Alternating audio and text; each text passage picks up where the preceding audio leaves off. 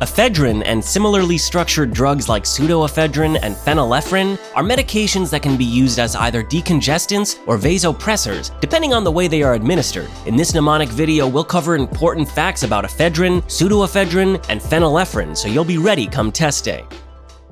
My friend and I just got back the results of the final test that officially makes us federal agents, or feds as some people call us. Doesn't the word fed sound a lot like the drug name ephedrine? Let us feds remind you that this scene is about ephedrine, and since we're wearing suits, like all feds do, that can also remind you of the related drug, pseudoephedrine. There's one more drug name you should know, so let's move on to our next symbol. I mentioned earlier that we took our federal final exam. Unfortunately, my friend here didn't pass the final. Take a look at that big F on the front of his final. The way my friend took his final and got an F reminds me of the drug phenylephrine. Final F for phenylephrine. Make sense? Now that we're familiar with all the drug names, let's move on to the different clinical uses.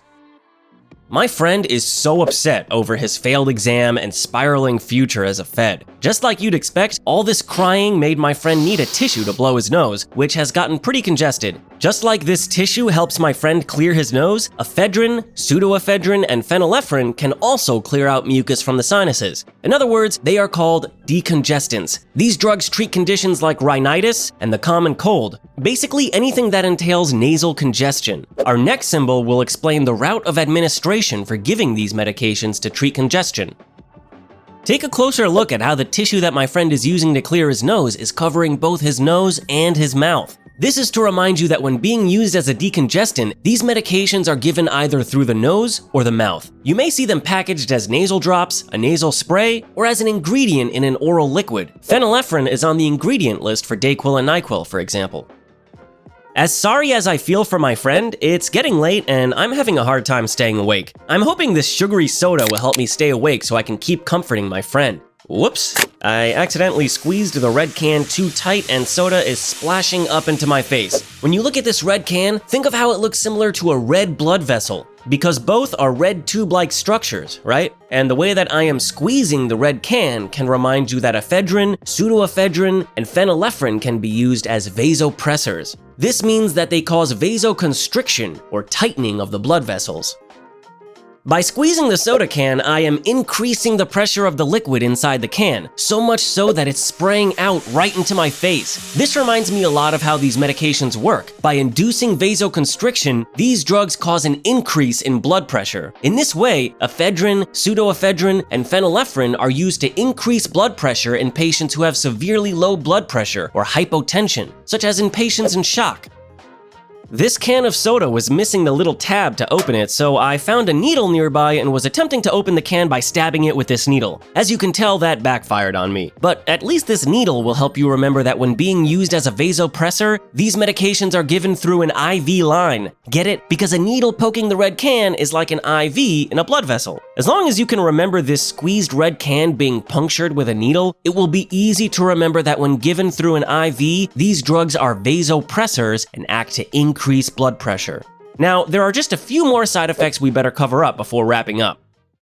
It's getting later and later, but my friend is just so upset about failing his final exam that he can't sleep. Even though he's really tired, his brain is going at 100 miles per hour. There's no way he's sleeping now. Use my friend who can't sleep as your reminder that ephedrine, pseudoephedrine, and phenylephrine can cause CNS stimulation. This can present as insomnia and restlessness, like my friend, but it can also manifest as agitation, nervousness, and excitability.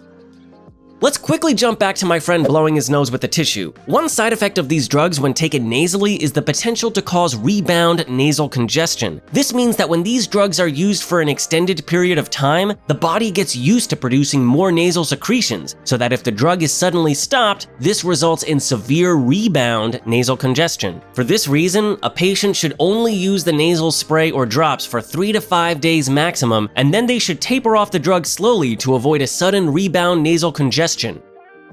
This might seem obvious, but one other major side effect of these drugs is hypertension or high blood pressure. Increasing blood pressure is the goal when these drugs are given through an IV, but sometimes it can be easy to forget that even when they are given orally or nasally to treat congestion, they can increase blood pressure. For this reason, ephedrine, pseudoephedrine, and phenylephrine should not be given at the same time as other drugs that cause hypertension, like the MAOIs. They should also be avoided in patients who already have high blood pressure, abnormal heart rhythm, or other heart conditions. Alright, that's it for this mnemonic. Let's recap. Ephedrine, pseudoephedrine, and phenylephrine are medications that have different effects depending on their route of administration. When given nasally or orally, they can be used to treat congestion. When used as a decongestant, a potential side effect is rebound nasal congestion, so patients should not take these medications for more than 3 to 5 days and should taper off the drug slowly. When given through an IV, these drugs can act systemically as vasopressors, where they constrict the blood vessels to increase blood pressure. Regardless of the route of administration, side effects to look out for include CNS stimulation, which can present as insomnia, restlessness, agitation, or nervousness. These drugs can also cause uncontrolled hypertension and should not be given concurrently with other drugs that cause hypertension or to patients who already have high blood pressure and other cardiovascular conditions. And now we're all done with the final here. I bet this guy wishes he used Pixar eyes to study the smart way, like you. See you in the next one.